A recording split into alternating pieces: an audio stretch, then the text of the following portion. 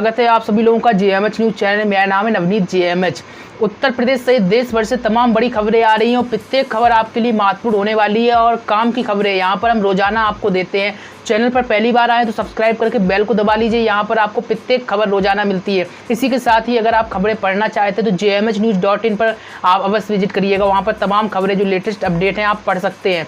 आपको बता दें, पहली बड़ी खबर जो हम बताने जा रहे हैं, बड़ी अच्छी खबर है। उत्तर प्रदेश सरकार की ओर से गुड न्यूज है। दरअसल उत्तर प्रदेश की योगी सरकार ने एक बड़ी खुशखबरी दी है और इस खुशखबरी को आज आपको समझना चाहिए, जानना चाहिए।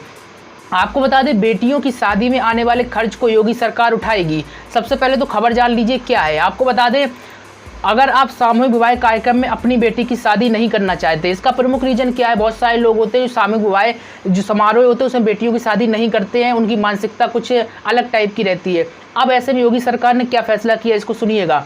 आपको बता दें, लेकिन आपकी आर्थिक स्थिति जो है खराब है तो परेशान होने की जरूरत नहीं है। यूपी की योगी सरकार ने अब गरीबों के लिए व्यक्तिगत शादी योजना की शुरुआत कर दी है।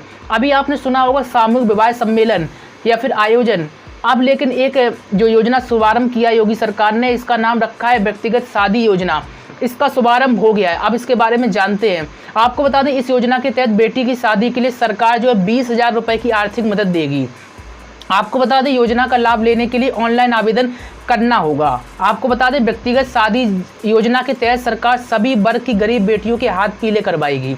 आपको बता दें, इसके लिए सरकार ने धन भी आवंटित कर दिया है। कहीं ना कहीं एक अच्छी खबर है। और सामान्य वर्ग के 33 व अनुसूचित जाति की 66 बेटियों की शादी के लिए 19.80 लाख रुपए का जो है बजट का प्रावधान किया गया है। बस आपको सरकार के निर्धारित मानकों को पूरा करके रजिस्ट्रेशन करवाना होगा और उसके बाद आवेदन करना होगा। आपको बता दें, व्यक्तिगत शादी योजना के तहत सामान्य व अनुसूचित जाति के 99 जोड़े जो हैं आजमगढ़ के, यहाँ पर शादी के लिए सरकार ने 20-20 हज़ार रुपये प्रति दर के हिसाब से 19.80 लाख रुपए अब मुक्त कर दिए गए हैं। यानी कि आजमगढ़ जनपद में अब मुक्त हो चुका है, यानी कि ये योजना शुरू हो चुकी है। समाज कल्याण विभाग के माध्यम से संचालित इस योजना के तहत ग्रामीण क्षेत्र के लोगों का ब्लॉक व नगर क्षेत्र के लोगों को तहसील पर ऑनलाइन पोर्टल जो होते हैं उसमें आवेदन करना होगा। जो लोग मानक पूरा करेंगे, शर्तें पूरा करेंगे, उनको योजना का लाभ दिया जाएगा। आपको बता दें, सवाल क्या है, अब कौन कौन सी शर्तें होंगी जो आपको पूरी करनी पड़ेंगी। आपको बता दें, आय प्रमाण पत्र अथवा गरीबी रेखा के नीचे निराश्रित बीपीएल कार्ड की छाया प्रति लगानी होगी। कन्या व वर का एक पासपोर्ट साइज का फोटो लगेगा। कन्या व पिता का आधार कार्ड और बैंक की जो पासबुक की प्रति होगी, छाया प्रति होगी। उम्र संबंधी प्रमाण पत्र देना पड़ेगा, जिसमें सरकार की गाइडलाइन के अनुसार 18 वर्ष कन्या की आयु और 21 वर्ष से ऊपर जो वर की आयु होनी चाहिए। इसी के साथ ही विधवाओं के लिए पति के मृत्यु प्रमाण पत्र की छाया प्रति यानी कि जो कॉपी होती है अनिवार्य होना। इसी के साथ ही परित्यागता होने की स्थिति में न्यायालय आदेश की छाया प्रति भी अनिवार्य है। आपको बता दें, कुछ शर्तें हैं, इनको शर्त भी समझ लीजिए। आवेदक उत्तर प्रदेश का ही मूल निवासी होना चाहिए। अनुसूचित जाति जनजाति वर्ग के आवेदकों को तहसील से जारी जाति प्रमाण पत्र नंबर दर्ज कराना होगा। और एक चीज़ समझ लीजिए, एक परिवार से 2 पुत्रियों को ही इसका लाभ मिल सकेगा, यानी कि 2 बेटियों है इसका लाभ ले सकती है, इस योजना का लाभ। कहीं ना कहीं बड़ी खुशखबरी है उत्तर प्रदेश की बेटियों के लिए और उत्तर प्रदेश की योगी सरकार ने एक बड़ा फैसला लिया है। आप इस फैसले से खुश हैं तो कमेंट में बताइएगा, प्रतिक्रिया दीजिएगा।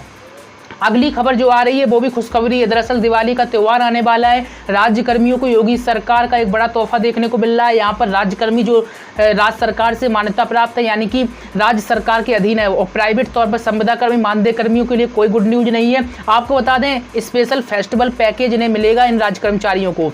दरअसल योगी सरकार ने कुछ बात कही, उसको समझिएगा। उत्तर प्रदेश सरकार ने केंद्र की तरह राज्य सरकार के कर्मचारियों के लिए विशेष त्यौहार पैकेज एवं उसके अग्रिम भुगतान किए जाने की योजना लागू करने को हरी झंडी दे दी है। आपको बता दें, राज्य सरकार के प्रवक्ता ने यह जानकारी देते हुए बताया है कि यह फैसला मुख्यमंत्री योगी आदित्यनाथ की अध्यक्षता में जो कैबिनेट बैठक हुई उसमें हुआ है। अब इस जो पैकेज की घोषणा की, इस पैकेज के तहत मिलेगा क्या? प्रवक्ता ने जानकारी देते हुए बताया है कि यह सुविधा राज्य सरकार के सभी कर्मचारियों के लिए स्वीकृत होगी और 31 मार्च 2021 तक लागू रहेगी। इसके अंतर्गत कार्यालय अध्यक्ष द्वारा किसी भी महत्वपूर्ण त्यौहार के पूर्व, किसी भी यानी कोई भी जो महत्वपूर्ण त्यौहार पड़ेगा उसके पहले संबंधित कर्मचारियों को 10,000 रुपये का अग्रिम यानी कि पहले त्यौहार के स्पेशल फेस्टिवल पैकेज के रूप में स्वीकृत कर दिए जाएंगे, जो ब्याज रहित होगा। यानी इन रुपयों को आपको किसी प्रकार का ब्याज देना नहीं होगा। इस योजना के लागू होने से राज्य सरकार पर लगभग जो है 1,000 करोड़ रुपए का भार पड़ेगा। आपको बता दें, इसी के साथ ही एक अहम जानकारी इसको समझिएगा, अग्रिम के रूप में स्वीकृत धनराशि सरकारी कर्मचारी को एसबीआई यानी कि स्टेट बैंक ऑफ इंडिया के जरिए दी जाएगी, जिसकी वसूली अधिकतम 10 किस्तों में की जा सकेगी। यानी 1,000 रुपये से आप दे सकते हैं, लेकिन इसमें कोई ब्याज नहीं है और 10,000 रुपये सीधे आपके बैंक अकाउंट में आ जाएंगे। तो आपको ये जो सरकार द्वारा प्रावधान किया गया, ये प्रावधान कैसा लगा कमेंट में बताइएगा। खैर अगली खबर आपको बता देते, कोरोना वैक्सीन से जुड़ी हुई है। कहीं ना कहीं खुशखबरी निकल कर आ रही है, मार्च तक देश को मिल सकती है कोरोना वैक्सीन। आपको बता दें अभी ये खुशखबरी क्यों निकल कर आ रही है इसको समझिएगा। संस्थान है एक सीरम संस्थान, उसके द्वारा ये बयान जारी किया गया है, इस कारण से आपको खबर बता रहे हैं। लेकिन जब वैक्सीन असल में आ जाएगी और WHO मान्यता दे देगा तभी हम मानेंगे कि हाँ वाकई वैक्सीन आ गई है। खैर जो खबर निकल कर आ रही है मुंबई से, हम आपको वो बताते हैं। सब कुछ ठीक ठाक रहा तो भारत 2021 तक कोरोना वैक्सीन प्राप्त कर लेगा। दुनिया के सबसे बड़े वैक्सीन निर्माता सीरम इंस्टीट्यूट के एक अधिकारी ने कहा है कि company Oxford AstraZeneca corona virus vaccine का निर्माण कर रहा है और अभी परीक्षण चल रहा है। सीरम इंस्टीट्यूट द्वारा एक बयान भी जारी किया गया, उसको आप समझिएगा।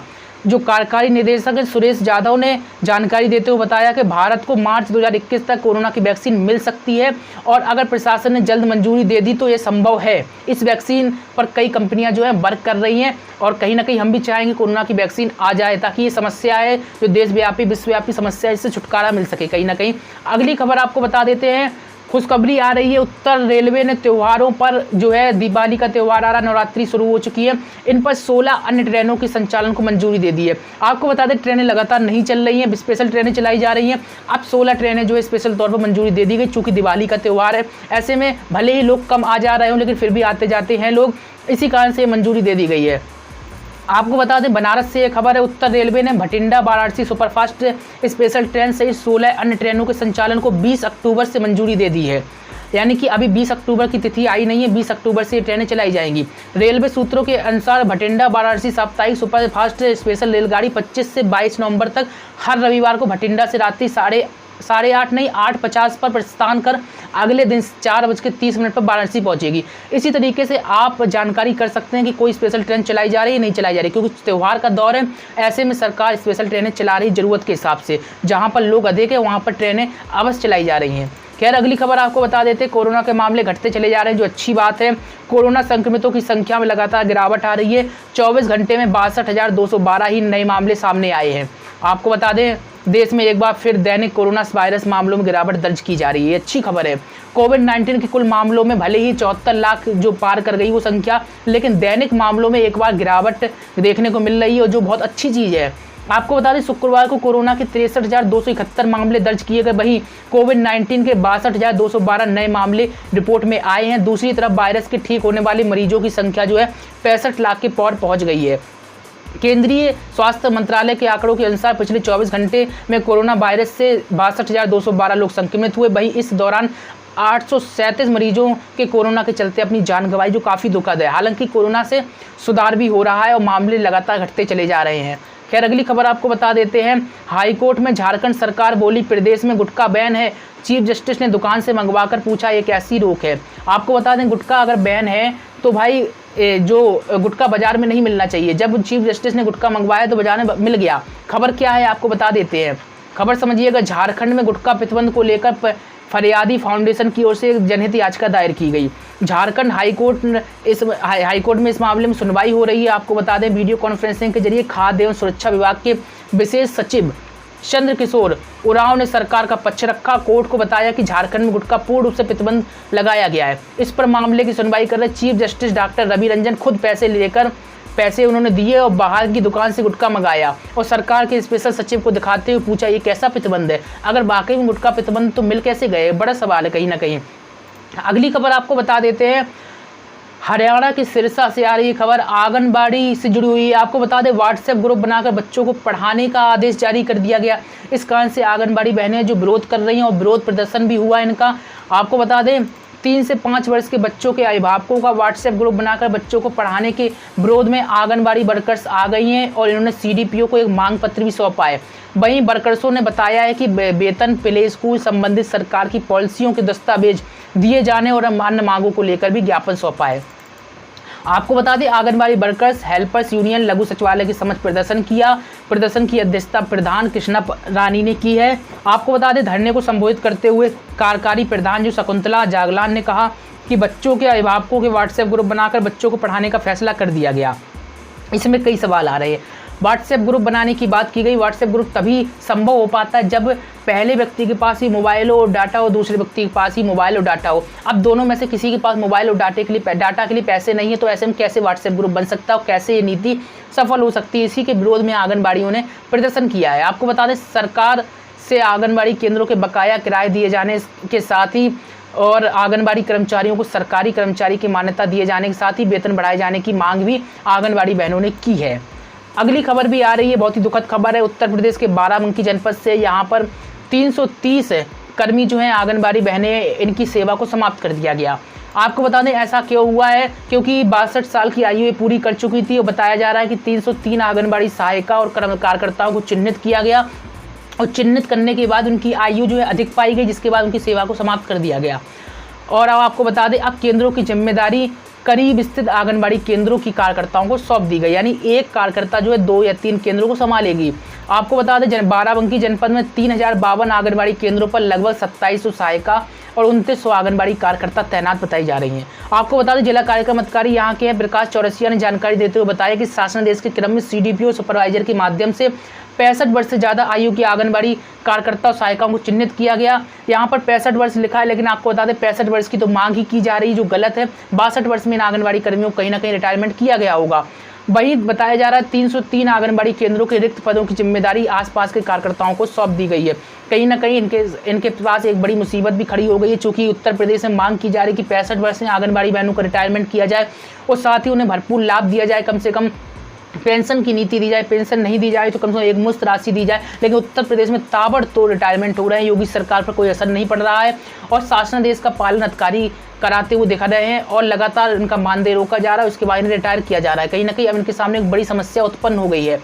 आपको अगली खबर बता देते हैं, UP PSC LT teacher requirement 2018 से जुड़ी हुई है। आपको बता दें रिजल्ट जारी कर दिया गया है और आप रिजल्ट कैसे चेक कर सकते हैं। उत्तर प्रदेश लोक सेवा आयोग ने सोशल साइंस के लिए असिस्टेंट टीचर ट्रेड ग्रेजुएट भर्ती परीक्षा 2018 के लिए रिजल्ट जारी कर दिया। ऐसे में जो भी उम्मीदवार परीक्षार्थी इस परीक्षा में सम्मिलित हुए थे वह अपना परिणाम जो है uppsc.up.nic.in पर ऑनलाइन देख सकते हैं। आयोग ने रिजल्ट से जुड़ा एक नोटिफिकेशन भी वेबसाइट पर जारी कर दिया है। आपको बता दें उम्मीदवार इसको भी चेक कर सकते हैं। आयोग ने असिस्टेंट टीचर यानी कि प्रशिक्षित स्नातक श्रेणी पुरुष और महिला शाखा परीक्षा 29 जुलाई 2018 को आयोजित की थी, जिसका परिणाम आज जारी किया गया। कहीं ना कहीं इतने समय बाद परिणाम जारी किया गया, ऐसे कैसे चलेगा? अगर उत्तर प्रदेश में यही होता रहा तो कहीं ना कहीं युवाओं को एक बार फिर से विरोध प्रदर्शन करना पड़ेगा, क्योंकि उत्तर प्रदेश सरकार ने कह दिया कि 6 माह में हम भर्तियां कराएंगे और 6 माह में नौकरियां देंगे, लेकिन युवा इंतजार कर रहा है भर्ती निकले। तो जो पहले की भर्तियां हैं वो अभी तक सफल नहीं हुई है और नई भर्ती निकाल कैसे 6 माह पूरी होंगी, इसका जो है युवा इंतजार कर रहा है कहीं ना कहीं। आपको बता दें माता का पर्व जो है 9 दिन का शुरू हो चुका है। अब सवाल ये आता है कि माता के भक्त जो है कौन सा भोग नवरात्रि के दिनों में लगाएं, तो आइए उन लोगों के लिए बता देते जो माता के भक्त की आराधना दिल से करते हैं लेकिन भोग लगाने में चूक जाते हैं। तो आपको बता देते नवरात्रि पर माँ को किस किस दिन कौन सा भोग लगाएं जिससे आपको विशेष फल प्राप्त होता है, और ऐसा जो है ज्योतिषों में बताया गया है। आपको बता दें नवरात्रि पर्व माता की आराधना के साथ ही व्रत, उपवास और पूजन का विशेष महत्व होता है। नवरात्रि के 9 दिन माँ दुर्गा के अलग अलग रूपों में जो है पूजा की जाती है। ज्योतिषाचार्य कहते हैं कि 9 दिनों में माता को प्रत्येक दिन के अनुसार भोग अर्पित करना चाहिए, जिससे सभी प्रकार की समस्याएं जो हैं दूर हो जाती हैं। आपको बता दें प्रथम दिन जो आज ही चल रहा है, इस दिन शैलपुत्री माता का रूप जो है पूजन किया जाता है। दूसरे दिन ब्रह्मचारिणी माँ का पूजन किया जाता है। अब सवाल ये आता है शैलपुत्री माँ का पूजन के समय उनका भोग किस प्रकार से लगाएं, तो आपको बता दें गाय के देसी घी को अर्पित करके भोग लगाना चाहिए। आपको बता दें दूसरे दिन माँ ब्रह्मचारिणी को शक्कर का भोग लगाएं, इससे आयु में वृद्धि होती है। तृतीय स्वरूप माँ चंद्रघंटा का होता है। इस दिन दूध या फिर दूध से बनी मिठाई जो और खीर अर्पित करने से बाधाओं से मुक्ति मिलती है। सब ज्योतिषाचार्यों के अनुसार हम आपको बता रहे हैं। चौथे दिन आप मालपुए का भोग लगाएं। इसी के साथ ही 5वें दिन स्कंद माता का दिन होता है, केले का भोग लगाएं। इसी के साथ ही छठवां दिन होता है माँ कात्यायनी। इस दिन आप शहद का भोग लगाएं जिससे मनुष्य की आकर्षण में वृद्धि होती है। और सातवें दिन माँ के कालरात्रि स्वरूप की आराधना करके गुड़ चढ़ाने चाहिए। कहीं ना कहीं ज्योतिषाचार्य ये भी कहते हैं, आपको बता दें, जिससे ये होता है कि आकस्मिक संकट से माँ रक्षा करती हैं। कहीं ना कहीं आपको बता दें अष्टम स्वरूप जो महागौरी का होता है, नारियल का भोग लगाना चाहिए और जिससे संतान सुख प्राप्त होता है। आपको बता दें 9वां दिन जो है माँ सिद्धिदात्री का होता है, तिल के लड्डू व अनार अर्पित करने चाहिए जिससे अनहोनी घटनाओं से बचाव होता है। ये सब जानकारी जो ज्योतिषाचार्य बताते हैं और ऐसा आप लोग करना चाहिए कहीं ना कहीं जो माँ दुर्गा के भक्त हैं और 9 दिन इनकी पूजा आराधना करते हैं। जाते जाते एक खबर आपको और बता देते हैं, उत्तर प्रदेश के प्रतापगढ़ से आ रही है, आंगनबाड़ी के नौनिहालों को कोटेदार देंगे खाद्यान्न। इसको समझिएगा। आपको बता दें आंगनबाड़ी केंद्रों पर पंजीकृत नौनिहालों को इस माह से पुष्टाहार जो है नहीं मिलेगा। अब उनके परिजनों को कोटे से खाद्यान्न मिलेगा। खाद्यान्न का मतलब क्या, वो गेहूं और चावल। इस माह का खाद्यान्न शासन ने कोटेदारों को आवंटित कर दिया है, तो बड़ी अच्छी जानकारी है।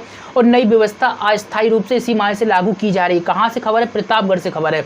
आंगनबाड़ी केंद्रों पर नौनिहालों के पुष्टाहार वितरण में अनियमितता को रोकने के लिए शासन ने अब इसके वितरण पर ही रोक लगा दी है। अब इन बच्चों के अभिभावक कोटेदार से सीधे खाद्यान्न प्राप्त कर सकेंगे। इसके लिए कोटेदारों को खाद्यान्न की खेप जो है आवंटित कर दी गई है। खाद्यान्न वितरण कराने की जिम्मेदारी आंगनबाड़ी केंद्र की संचालिका व सहायिका को सौंपी गई है। खाद्यान्न वितरण की रिपोर्ट लेखपाल व सेक्रेटरी तैयार करेंगे, जिसकी एक प्रति जिला कार्यक्रम अधिकारी को भी ये मुहैया कराई जाएगी। इस बाबत डीपीओ पवन यादव ने जानकारी देते हुए बताया कि फिलहाल अभी खाद्यान्न वितरण की व्यवस्था अस्थायी रूप से शुरू की जा रही है। यदि सब कुछ ठीक ठाक रहा तो इसे स्थायी रूप से कर दी जाएगी। तो आपको बता दें बहुत ही महत्वपूर्ण खबरें थी, जो दिन भर की बड़ी अपडेट थी वो हमने आपको दी। रोजाना ये अपडेट हम आपको देते हैं। चैनल पर पहली बार आए सब्सक्राइब करिए, बेल को दबाइए, साथ ही लाइक और शेयर करना मत भूलिएगा। इसी के साथ ही आप gmhnews.in पर विजिट करिए, वहाँ पर तमाम खबरें आप अपडेट जो है पढ़ सकते हैं। बहुत बहुत धन्यवाद, नमस्कार।